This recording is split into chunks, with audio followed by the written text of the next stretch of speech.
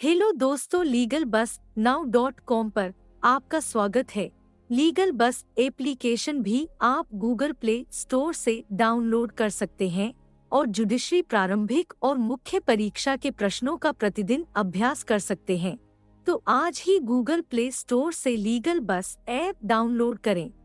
झूठी गवाही देने और सबूत मिटाने के अपराध।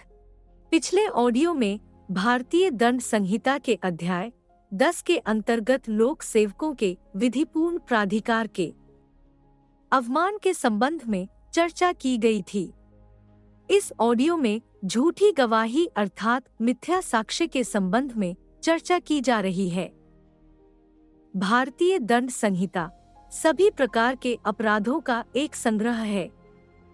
मनुष्य द्वारा जितने भी अपराध किए जा सकते हैं, किसी देश व समाज के लोगों के द्वारा जो भी अपराधों को किया जा सकता है, उन सभी अपराधों को इस दंड संहिता में संकलित करने का प्रयास किया गया है। झूठी गवाही देना किसी भी न्यायिक प्रक्रिया को दूषित कर देता है, इसलिए झूठी गवाही देने को अपराध बनाया जाना नितांत आवश्यक था। मिथ्या साक्ष्य। न्यायिक प्रक्रिया को शुद्ध रखना किसी भी राज्य का परम कर्तव्य है। मिथ्या साक्ष्य न्यायिक प्रक्रिया को दूषित कर देते हैं। यदि इस प्रकार का साक्ष्य दिया जाता है या गढ़ा जाता है, तो निस्संदेह ही इस प्रकार का साक्ष्य किसी भी न्यायिक कार्यवाही को बर्बाद कर देगा। इससे दोषी व्यक्ति बच जाएंगे तथा निर्दोष व्यक्ति को न्यायालय द्वारा दंड दे दिया जाएगा। झूठी गवाही को इस उद्देश्य से भारतीय दंड संहिता के अंतर्गत अपराध बनाया गया है कि न्याय व्यवस्था सम्यक रूप से चलती रहे तथा समाज में किसी प्रकार के अन्याय का निर्माण नहीं हो। न्याय की अवधारणा है कि निर्दोष व्यक्ति को दंडित किया जाना दोषी व्यक्ति के बच जाने से कहीं अधिक अन्यायपूर्ण है। इसलिए समस्त प्रक्रिया विधि इस बात पर बल देती है कि किसी भी निर्दोष व्यक्ति को दंडित नहीं किया जाना चाहिए। विधि का उद्देश्य है कि साक्ष्य पवित्र बना रहे ताकि न्याय को दूषित होने से बचाया जा सके। यही कारण है कि इस अध्याय में झूठी गवाही के अपराधों को दंडनीय बनाया गया है। धारा 191। धारा 191 भारतीय दंड संहिता के अंतर्गत मिथ्या साक्ष्य देना परिभाषा को प्रस्तुत करती है। इस धारा के अनुसार जो कोई शपथ द्वारा या विधि के किसी अभिव्यक्त उपबंध द्वारा सत्य कथन करने के लिए वैध रूप से आबद्ध होते हुए या किसी विषय पर घोषणा करने के लिए विधि द्वारा आबद्ध होते हुए ऐसा कोई कथन करेगा जो मिथ्या है, और या तो जिसके मिथ्या होने का उसे ज्ञान और विश्वास है या जिसके सत्य होने का उसे विश्वास नहीं है, वह मिथ्या साक्ष्य देता है, यह कहा जाता है। इस धारा के स्पष्टीकरण 1 के अनुसार कोई कथन चाहे वह मौखिक हो या अन्यथा किया गया हो, इस धारा के अर्थ के अंतर्गत आता है। इस धारा के स्पष्टीकरण 2 के अनुसार अनुप्रमाणित करने वाले व्यक्ति के अपने विश्वास के बारे में मिथ्या कथन इस धारा के अर्थ के अंतर्गत आता है, और कोई व्यक्ति यह कहने से कि उसे उस बात का विश्वास है जिस बात का उसे विश्वास नहीं है, तथा यह कहने से कि वह उस बात को जानता है जिस बात को वह नहीं जानता, मिथ्या साक्ष्य देने का दोषी हो सकेगा। भारतीय दंड संहिता की धारा 191 का अध्ययन करने के पश्चात यह ज्ञान होता है कि शपथ अथवा प्रतिज्ञान पर किया गया कथन तब ही शपथ भंग का अपराध माना जाता है जब वह किसी न्यायिक कार्यवाही में किया गया है, किसी सक्षम न्यायाधिकरण के समक्ष किया गया है, प्रश्न से तात्विक संबंध रखता है। झूठा है कथन करने वाले को यह ज्ञान है कि वह झूठ है। यदि यह सभी तत्व पाए जाते हैं तो मिथ्या साक्ष्य का अपराध बन जाता है। दंड संहिता की धारा 191 के अधीन मिथ्या साक्ष्य देने का अपराध कारित होने के लिए किसी व्यक्ति का शपथ पर या विधि के किसी अभिव्यक्त उपबंध द्वारा सत्य कथन करने के लिए यह किसी विषय पर घोषणा करने के लिए अवगत होना आवश्यक है। मिथ्या साक्ष्य देने का अपराध घटित होने के लिए यह आवश्यक नहीं है कैसा साक्ष्य देने वाला व्यक्ति द्वारा शपथ ली गई हो या प्रतिज्ञान किया गया हो। मिथ्या साक्ष्य देने के अपराध के बचाव में यह तर्क प्रस्तुत नहीं किया जा सकता कि अभियुक्त साक्ष्य के कटघरे में प्रविष्ट होने के लिए आबद्ध नहीं था तथा स्पष्ट है कि मिथ्या साक्ष्य देने का अपराध घटित होने के लिए किसी व्यक्ति का सत्य कथन करने के लिए उपलब्ध होना मात्र पर्याप्त है।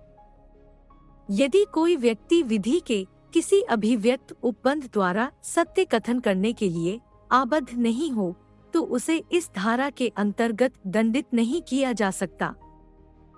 मिथ्या कथन के साक्ष्य के अपराध के गठन के लिए एक आवश्यक तत्व यह भी है कि यह विश्वास होना चाहिए कि वह कथन झूठ है या इस बात में विश्वास नहीं होना कि वह सत्य है। इस प्रकार का कथन भारतीय न्यायालय का होना चाहिए, अन्यथा ऐसा कोई भी अपराध कारित हुआ नहीं माना जाएगा जिसके लिए अभियुक्त भारत में उत्तरदायी हो।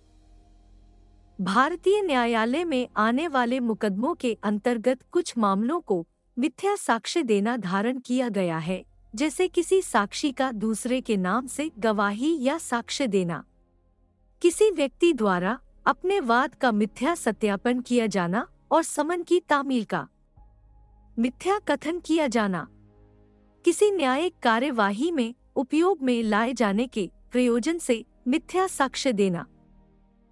भारतीय दंड संहिता केवल मिथ्या साक्ष्य देने को ही अपराध करार नहीं देती है, अपितु इस प्रकार के मिथ्या साक्ष्य को गढ़ने को भी अपराध बनाया गया है। साक्ष्य से संबंधित अपराधों की श्रृंखला में दूसरा अपराध मिथ्या साक्ष्य गढ़ना अर्थात ऐसा सबूत करना जो झूठा है। धारा 192 भारतीय दंड संहिता की धारा 192 झूठा सबूत गढ़ने के संबंध में उल्लेख कर रही है।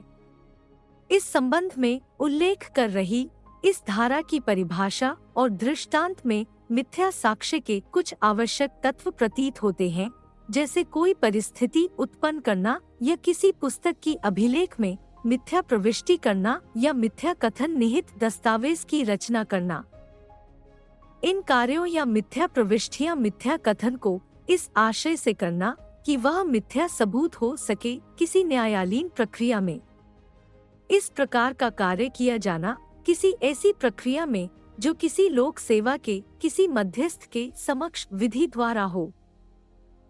दंड संहिता की धारा 191 धारा 192 का अध्ययन करने के बाद यह प्रश्न जन्म लेता है कि इन धाराओं के अंतर्गत न्यायिक कार्यवाही किसे कहा जाएगा।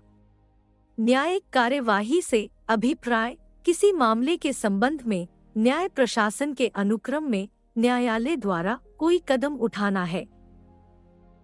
जनरल क्लॉस एक्ट 1887 SC की धारा 3 के अनुसार शपथ पर साक्ष्य लेने की शक्ति, जिसमें प्रतिज्ञान भी सम्मिलित है, न्यायिक कार्यवाही के परीक्षण का घोतक है। छेदीलाल 1907 के प्रकरण में इस संबंध में प्रश्नों का जन्म हुआ था।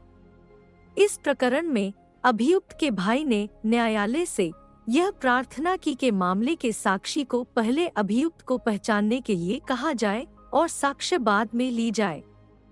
न्यायालय ने उसकी प्रार्थना को स्वीकार कर लिया। अभियुक्त के भाई ने 10-12 व्यक्तियों को न्यायालय के समक्ष प्रस्तुत किया, किंतु साक्ष्यों में से किसी ने उन व्यक्तियों में से अभियुक्त के रूप में किसी व्यक्ति को नहीं पहचाना। न्यायालय ने यह जानना चाहा कि अभियुक्त कहाँ है। तब अभियुक्त के भाई ने एक ऐसे व्यक्ति की ओर संकेत किया जो अभियुक्त नहीं था। इस प्रकरण में धारण किया गया कि अभियुक्त का भाई साक्ष्य गढ़ने का दोष था। एक अन्य मामले में एक दस्तावेज की तिथि में परिवर्तन किया जो बिना ऐसे परिवर्तन के रजिस्ट्रीकरण के लिए विहित समय अवधि के रजिस्ट्रीकरण के लिए प्रस्तुत नहीं किया जा सकता था। यह धारण किया गया कि अभियुक्त ने इस धारा के अंतर्गत अपराध किया है।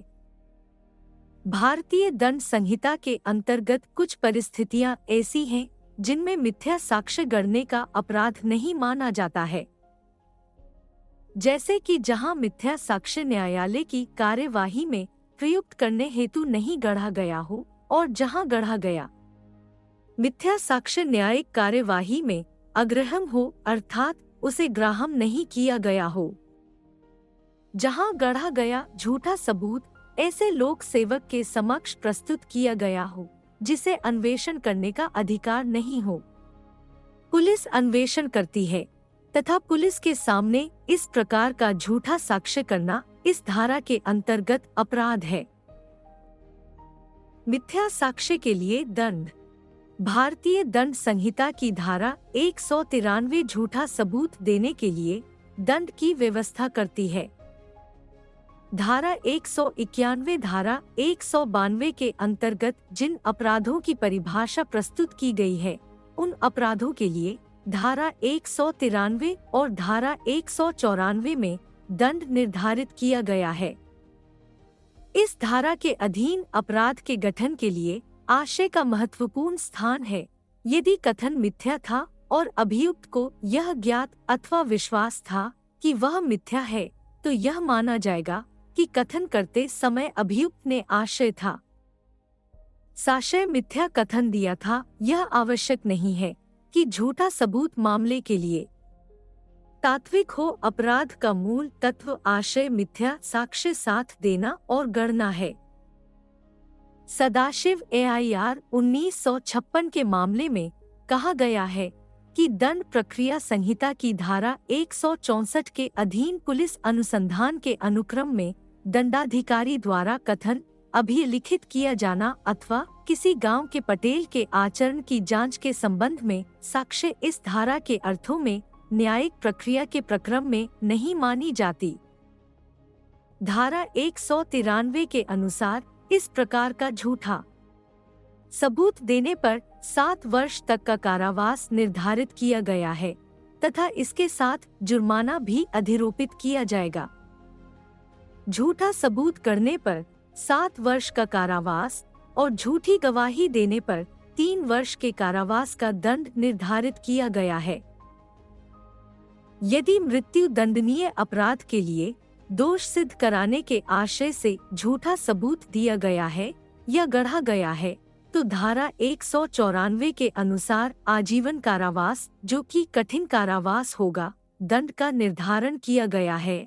और यदि किस प्रकार का झूठा सबूत देने के कारण किसी व्यक्ति की दोष सिद्धि हो जाती है और उसे फांसी दे दी जाती है, तो इस स्थिति में इस प्रकार का झूठा साक्ष्य देने वाले व्यक्ति को भी मृत्यु दंड दिया जाएगा। धारा 194 के अंतर्गत अपराध का जन्म तब होता है जब अभियुक्त ने किसी व्यक्ति की मृत्यु से दंडित अपराध के लिए दोष सिद्ध कराने के आशय से मिथ्या सबूत दिया हो अथवा गढ़ा हो। धारा 199 के अंतर्गत ऐसी घोषणा जो साक्ष्य के रूप में विधि द्वारा ली जा सके किया गया मिथ्या कथन दंडनीय अपराध है। SS जग्गी बनाम स्टेट के मामले में प्रतिपक्ष ने अपना प्रकरण किसी अन्य न्यायालय में अंतरित कराने के आशय से एक मिथ्या प्रमाण पत्र पेश किया और कहा कि प्रकरण की सुनवाई करने वाला न्यायाधीश तथा याचक दाता का अधिवक्ता दोनों पुराने सहपाठी रहे हैं, अतः उनसे न्याय की आशा नहीं है। अभियुक्त को धारा 199 के अंतर्गत अपराध का दोषी माना गया। इसी प्रकार चंद्रपाल सिंह महाराज सिंह के मामले में उच्चतम न्यायालय द्वारा निर्धारित किया गया कि न्यायालय द्वारा शपथ पत्र में अभियुक्त प्रतिस्पर्धी संगठनों को स्वीकार करना अथवा स्वीकार करना मात्र धारा 199 के अधीन आरोप का आधार नहीं बन सकता। सबूत मिटाना। शंकर नारायण भाडोलकर बनाम स्टेट ऑफ महाराष्ट्र AIR 2004 उच्चतम न्यायालय 1966 के मामले में उच्चतम न्यायालय द्वारा अभिनिर्धारित किया गया है कि बंदूक द्वारा किसी की हत्या कारित करना, हत्या के पश्चात लाश को बोरे में डालकर ले जाना तथा अभियुक्त की सूचना पर लाश को बरामद करना धारा 201 के अंतर्गत अपराध का गठन करने के लिए पर्याप्त है। धारा 201 के अंतर्गत अपराध के सबूत का विलोपन या अपराधी को प्रतिष्ठित करने के लिए झूठी खबर देना भी दंडनीय अपराध है। सबूत को मिटाया जाना भी धारा 201 के अंतर्गत दंडनीय अपराध बनाया गया है। यदि इस प्रकार के अपराध के सबूत को मिटाया गया है, जिस अपराध का दंड मृत्युदंड है, तो इस स्थिति में सबूत मिटाने पर 7 वर्ष तक के दंड का निर्धारण है और आजीवन कारावास से दंडित अपराध के सबूतों को मिटाना धारा 201 के अंतर्गत 3 वर्ष तक की अवधि के कारावास का प्रावधान है। इस धारा के अंतर्गत 10 वर्ष से कम के दंडनीय अपराध के सबूतों को मिटाया जाना भी दंडनीय अपराध है। इस स्थिति में उतना कारावास होगा जितना कारावास उस अपराध के दंड का 1/4 है। झूठा आरोप लगाना। भारतीय दंड संहिता की धारा 211 के अंतर्गत नुकसान पहुंचाने के उद्देश्य से झूठा आरोप लगाकर किसी व्यक्ति को न्यायिक कार्यवाही में उलझाना भी अपराध घोषित किया गया है। इस धारा के अंतर्गत 7 वर्ष तक के दंड का निर्धारण किया गया है। कोई आपराधिक कार्यवाही झूठे आरोपों के अंतर्गत संस्थित करना या किसी व्यक्ति के ऊपर झूठे आरोप लगाना धारा 211 के अंतर्गत दंडनीय अपराध है। संतोष सिंह बनाम इजहार हुसैन AIR 1973 उच्चतम न्यायालय 2190 के प्रकरण में कहा गया है कि मिथ्या आरोप की अभिव्यक्ति दांडिक कार्यवाही संस्थित करने के साथ पढ़ी जानी चाहिए। किसी व्यक्ति को इस प्रकार की दांडिक कार्यवाही में झूठा उलझाना दंडनीय अपराध है।